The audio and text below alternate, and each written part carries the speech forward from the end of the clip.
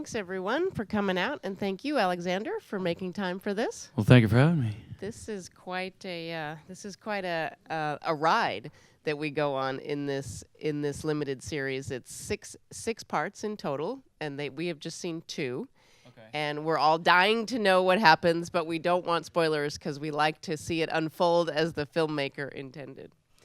It occurred to me watching, especially the first episode, you have a hard job, especially in that first episode. You don't come in till about 23 minutes in, and when you do come in, you don't say a lot until the very end, but you project this air of mystery. As an actor, is that a hard thing to nail when you come in, but you don't have a big splashy entrance, but yet you have to project this air of mystery and have people guessing, including Charlie, who you are and what you're all about? How do you get yourself up for something like that? Well, that we intentionally wanted to present Gotti that way, because he's a bit of an enigma, and when Charlie sees him on the island, we didn't want to reveal any backstory or setup. That's why you see later on, like, how Kurtz recruited him, and because we thought it'd be interesting if he's as enigmatic to the audience as he is to Charlie in the beginning.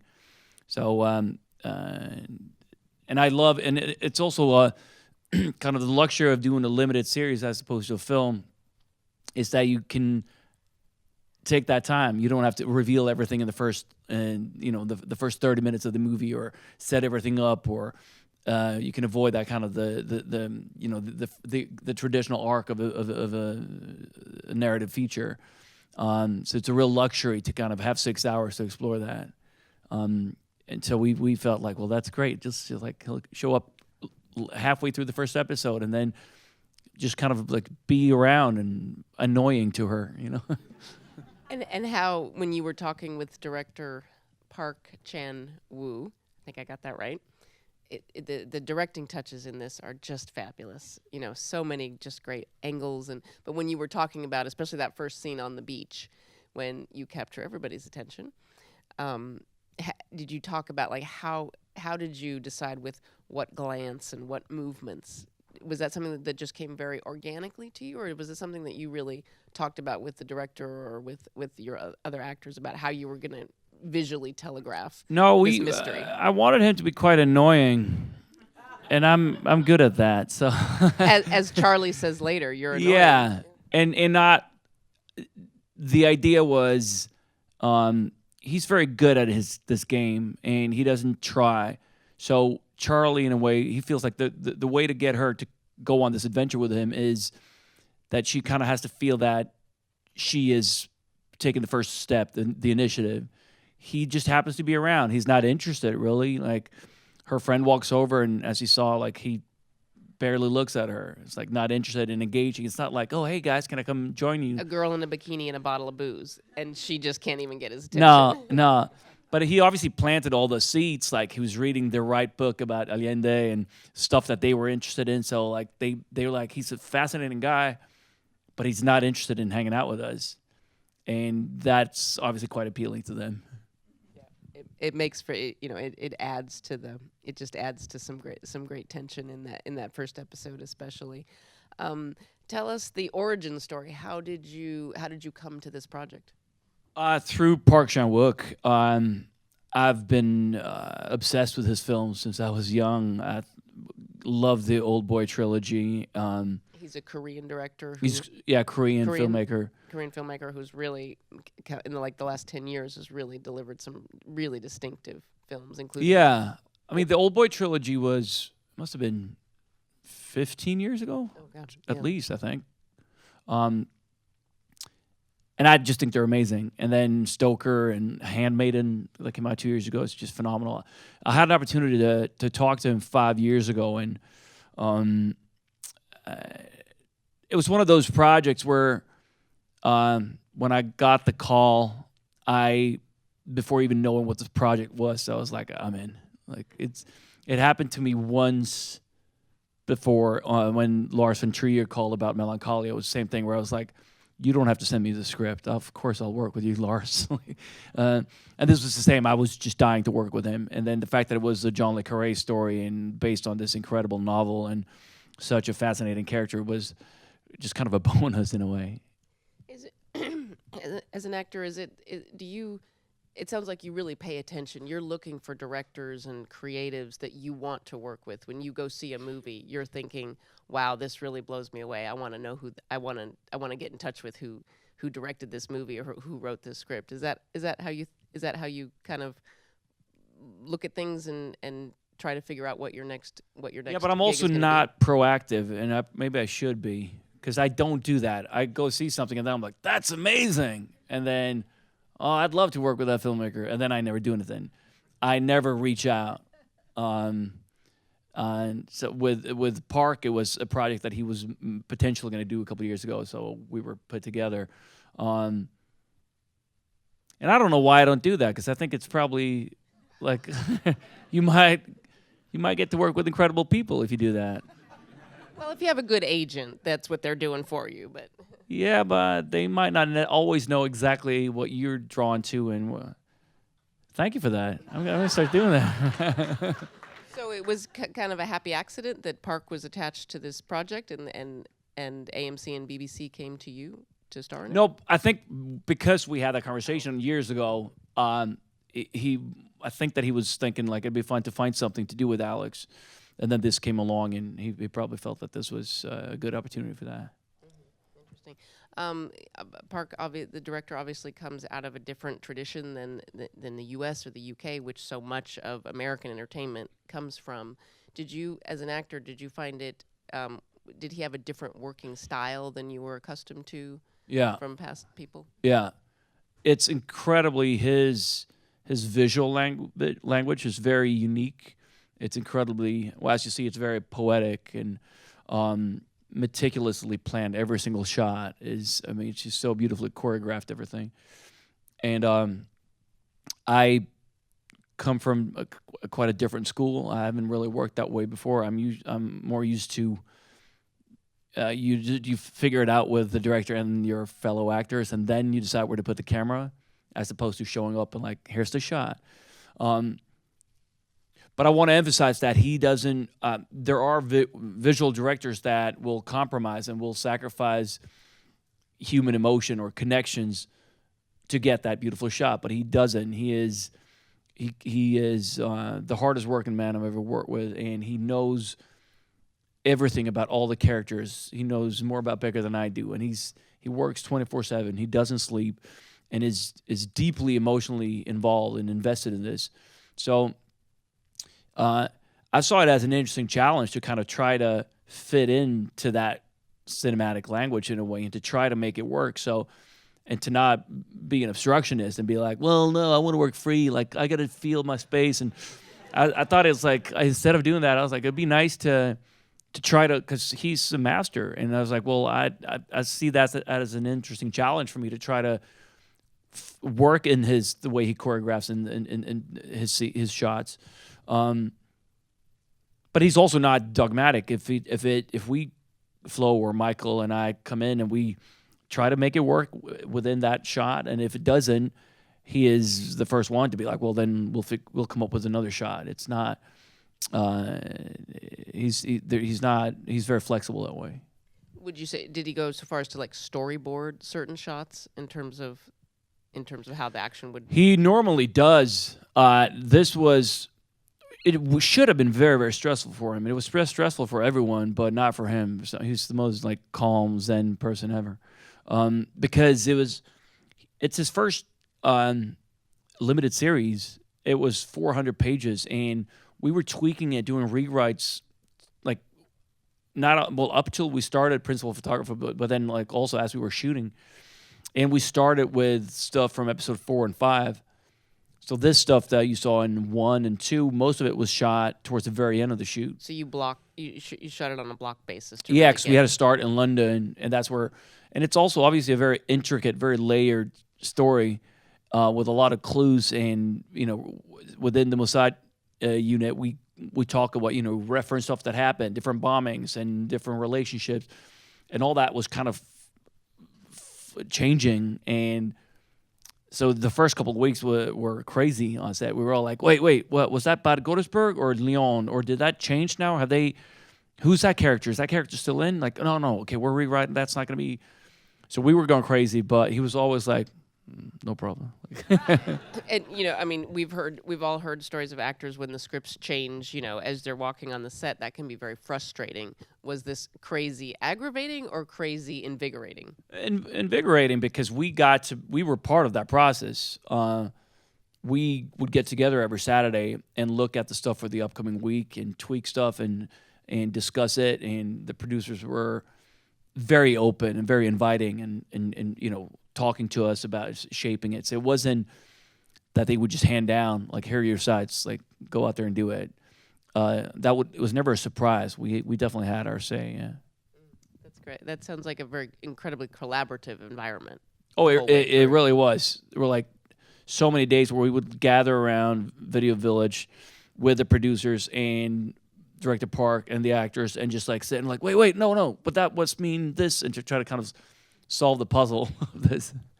Is that, in that environment, do you think, does that make your performance better? Does that enhance your performance if you have a lot of input in how, and it sounds like in how the script and the story evolves and the pacing and things like that? Yeah, it absolutely helps if you have input and they listen to you, because then you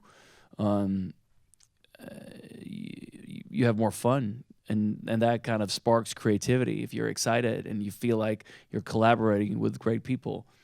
If you don't feel that, then I tend to kind of just shut down creatively, because then I'm like, this isn't fun, and then you're not playful anymore. Yeah. Note to directors. Also, my goodness, the cast. I mean, Michael Shannon, your fellow castmates, Michael Shannon, Florence Pugh, who was not a name, not an actress that I was very familiar with, but wow, by the end of these 6 hours, America's going to be very familiar with her. I understand she's got a couple other things bubbling. Did you know Florence? Had you worked with her I had before? seen Lady Macbeth, and I thought she was extraordinary. And That's but a series in the UK that she did? it's a film, It's yeah, sorry. an independent film she did 2 years ago, and she's so good. And but I didn't know her personally till 3 weeks before we started this. But I love her deeply. I think she is extraordinary and the sweetest. I don't know if you've met her, but she is just effervescent and fun and lovely and sweet and generous and nice to everyone. And so good. Like, it's frustrating how good she is. It's annoying, because you like, it's so easy for her to just be extraordinary. And I'm thrilled for America to discover her through this, because she's so good in it. It's such a great role. I've only seen 2, but you can tell that. Yeah, no, she's it's, and that Charlie's journey, it's extraordinary, but she plays it so well. And Michael Shannon also, just one of those just incredible actors who just brings it every time. Did you know each other? Yeah, Did you we've work been friends for many years. But we worked together on something here in New York. One of my first jobs in the States was called 13. It was a remake of a French film by a Georgian director about Russian roulette, black and white film, a tiny little indie that was really interesting. And then the guy remade his own film here with like crazy cast. It was like Ray Winston and 50 Cent was in it, and who I was just like a lot of Mickey Rourke was in it. And Sam Riley, and it was a fucking nightmare. Not because the guys weren't nice, but it was just like, it was, I don't know, but it was something going on between the producers and the director and the vibe on set. Michael and I were both in the movie. I had a small role, but we didn't really have any scenes together, and it was a miserable experience. One of the few movies I haven't seen because it was such a bad experience. I was like, I can't. Wow. Yeah. Of course, now we all want to see it, but Yeah, I still haven't seen it. but your friendship, a friendship. We found blossomed. each other on that set. We held each other some long dark nights out there in Yonkers in January. Yeah. Yeah, it was real. Yeah. But that, yes, we've been friends since, and I mean, he's one of the finest actors in the country. So to get to do this with him was such a dream. Yeah, I mean, for you as an actor, I imagine that it's just just makes it that much richer when you can work opposite people that are of your caliber and just great performers. Probably beats Thank the you, but alternative. I didn't feel like working with Michael and Flo. Like they're so good that it made me uncomfortable. That's great. This That's great. Wow, you more than hold your own. I love the way she calls you Jose. That just the fact that sticks, and through at least through the first 2 episodes is good. Yeah. I love the setting, the time frame of this piece is fantastic. I'm a little older than you, and the hair on all the women, that's the hair I wanted when I was in 7th grade. I would have killed for that hair. But but in the world that 70s turning into 80s is an interesting time when you think about the Cold War, when you think about what was going on in Europe, what was going on politically in the U.S. There was a change. Did you do research? Did you learn it all about that time period? I think you were about 3 or 4 years old at the time. Was there any education that you had to do for yourself to put yourself in that time frame and what was going on and with what would have been going on with these people? Yeah, it was. It's sadly a very relevant conflict. It's still ongoing, but it was still important to go back and figure out what was the situation like in 1979. What would someone like Becker have been through? What was, because he was a soldier, so I had to go back and look at like the War of '67 or the War of '73 to kind of imagine what his position would have been, what he would have done. Roughly at one point, did he leave the military and join the Mossad agency? And again, when did he leave that and leave everything behind? So then, in that sense, it was very important to understand the geopolitical situation at the time in that region. Because again, when he embodies Michelle and learns more about the other side of the conflict, then that's a personal connection. Because when he talks as Michelle about these nightmares and what he went through as a kid and losing his family and being driven from their lands, Becker was on the other side of that. He was a soldier in one of those tanks who drove them off their land. So in order to understand his sense of guilt, it was important to know a bit more about what was going on at the time. As you say, sadly, parallels are still so relevant today to what's going on this minute in that same region, and of course in other places around the world. Yeah. You have played from this role is just a terrific meaty role for you. You won an Emmy for your work in Big Little Lies last year. A very different role. I don't know how you made people feel empathy for a batterer, but you sure did. I think a lot of people just couldn't believe that the depth and the nuance of that character, and especially your relationship with Nicole Kidman's character was really just it was a very moving piece. Moving in good and bad ways. And of course in True Blood you played a vampire. Do you like the range that you were able to do? Well, I feel incredible. I'm so grateful. The fact that I get to, well, first of all, work is pretty awesome, because there were definitely quite a few years where I couldn't work at all. And then I was very grateful to just be able to work and to be able to pay my rent through acting was extraordinary. And I'm very aware of how lucky I am, and the fact that I am so fortunate right now that I can choose projects, which is incredible. And I don't take that for granted, and I don't expect it to last forever. just really enjoy that moment that I'm in and try to make the most of it. And I don't really have a strategy, or it's not intentional that it's not like, oh, well, now I've shown this, now I got to show that. It's more, it's kind of a visceral reaction to reading something, or it's often informed by what I've just done. So if I've worked on a couple of really intense projects and very dark subject matters, I often like go out to try to find something lighter or something completely different, because that's you kind of need that. It's a cathartic experience to do it that way. But no, I'm very lucky. Yeah, I can imagine. For that cathartic experience, do you like comedy? Do you like to do broad, comedy? I know I've seen you do a couple of guest shots here and there. Yeah, I was shooting in Montreal just before Christmas last year. It's almost a year ago, and not a comedy, but I'd been doing a lot of dark movies in a row, and I was up there shooting something and before called The Hummingbird Project, which has some comedic tones, but is essentially a drama. And before that, I did one about soldiers in Afghanistan who killed civilians. I did Hold the Dark, which is very dark, and one about Germany post-World War II, like just pretty dark. Yeah, incredibly rewarding and fulfilling experiences. But Charlize Theron, who's a friend, was in Montreal at the same time, and they were shooting this movie Florence Pugh with Seth Rogen, a comedy. And they needed someone to come in and play the Canadian Prime Minister.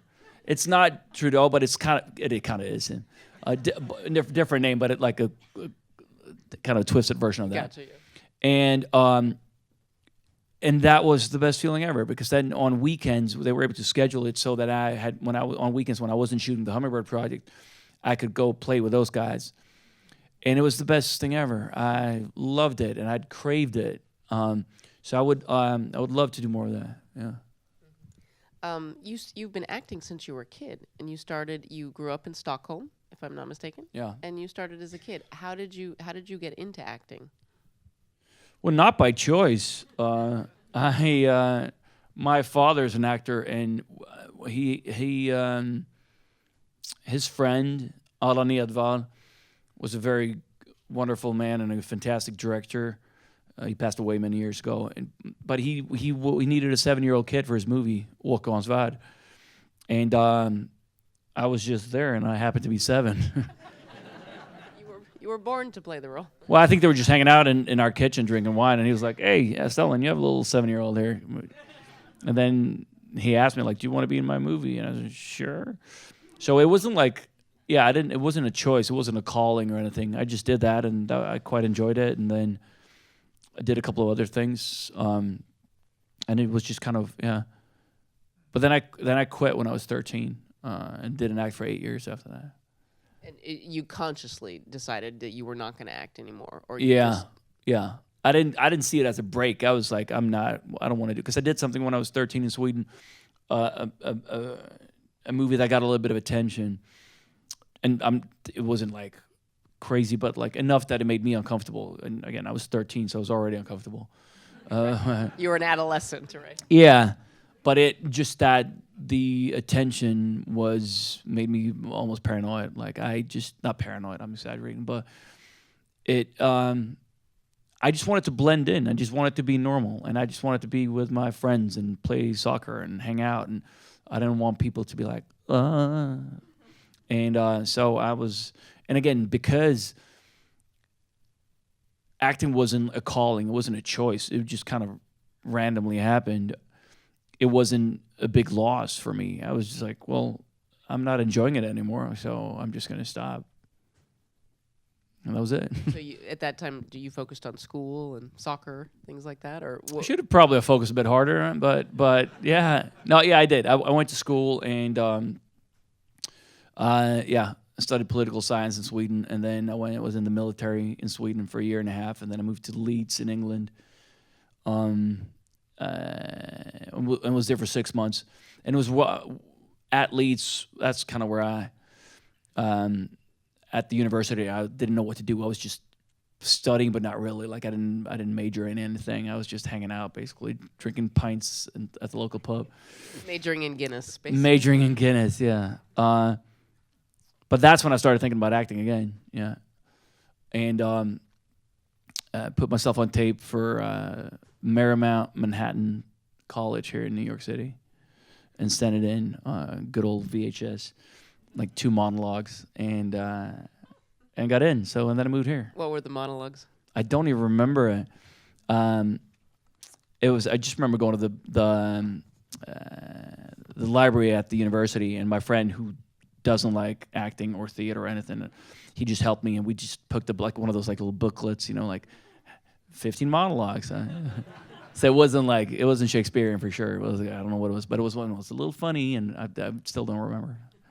That's great. And then in New York, did you start with like theater, or was it small film roles, or? Yeah, so that was a theater school. It was a college, but mostly for theater, yeah. And then I moved back. I dropped out and moved back to Sweden, and started working as a barista in Stockholm. Yeah. So if anybody needs a good cappuccino on the way out, we know who to Yeah, ask how to make it. make a mean cappuccino. And so now I have to ask. So then, did something brought you back into acting?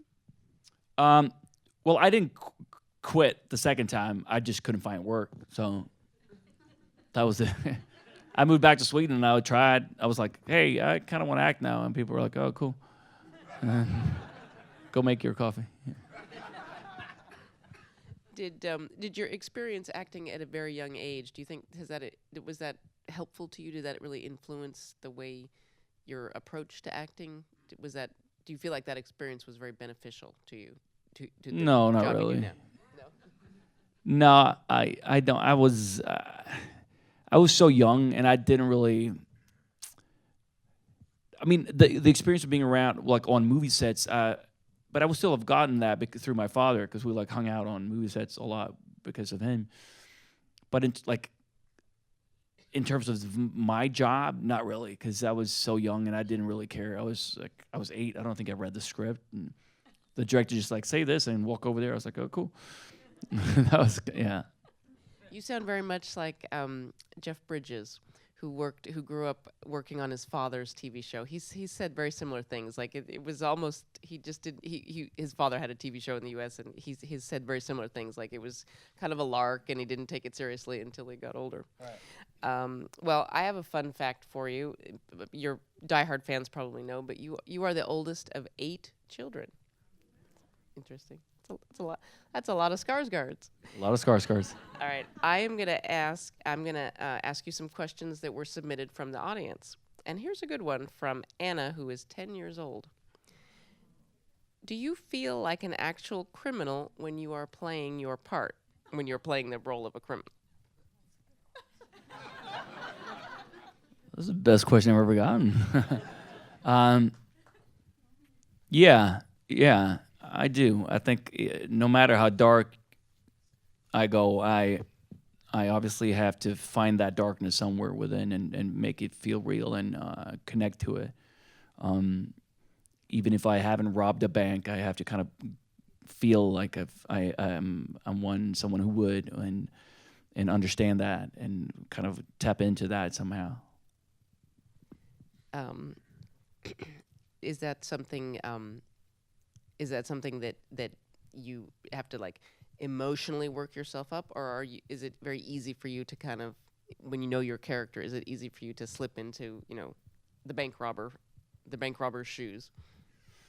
Well, it depends. I feel so Big Little Lies was probably the darkest character I ever played.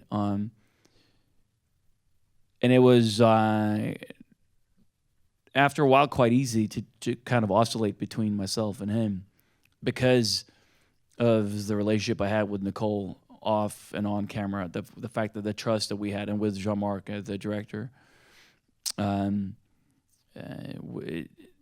made it quite. Once we found that rhythm, I could just lean into it a little bit, and then boom, we kind of just went down the rabbit hole, and then but it was quite important to be able to get out of there in between setups, and so that would be crazy intense and very, very difficult, and then we'd just like get out of it and have a coffee and talk and like laugh and then go back into it. Wow, yeah, that's a lot of commitment. From Lucian wants to know, how do you like to practice your lines for a role? What is your process for learning a script? So I often, if I get the script maybe 2 months before we start, I try to read it once a day, the whole script, and just read it. I just go through it, and then I'll make little notes, because I find that I discover new things every time I read it, and something will, a little thought, it could be a detail or something more about the foundation of the character. But then by doing that, I come up with a lot of ideas as I read, and most of them are really bad ideas. But then you find those little nuggets that you hold on to and start to build a character. But that's kind of my process. Yeah. So do you actively try to memorize your lines, or you try to incorporate? You try to really internalize the story? No, you internalize the story and understand why you're saying what you're saying, and understand the situation. And if it's not clear to you, then you shouldn't say the line, or have someone explain why you should say the line, because it's something I say, it comes out of me, so I have to be emotionally connected to it and understand why I say it. Even if I don't mean it, obviously, because we do that a lot. We say stuff that we don't mean, but like I have to understand the psychology behind it. But that's all. Again, I find that's why it's good to start. I try to start as soon as I can working on the script, because then you have a lot of time to kind of discover that and make sure that you understand all the beats and understand the character, and if you don't, you have plenty of time to talk to the director about it. It sounds like you enjoy that process. Like that's part of the joy of the job that you do. Absolutely, yeah, absolutely. Especially if you feel like you have a working relationship where they're open to, because you'll come up with stuff and you come up with stuff that you want to change, like maybe change a line or rewrite a scene, and it's exciting when you work with people who are open to that, so you feel the freedom to do that, or at least have that conversation with them. It might not always happen. Like you might decide to, like, oh, this is an idea, and you talk, and then like, oh, we'll go for a third option. But where it's not, when you have the creative freedom to come in and be part of that, that's lovely. That's fantastic. All right, last question of the night. It's I don't know who it's from, but it's a good one. Is there a role that you really wanted but didn't get so far in your career, and you have many years to go?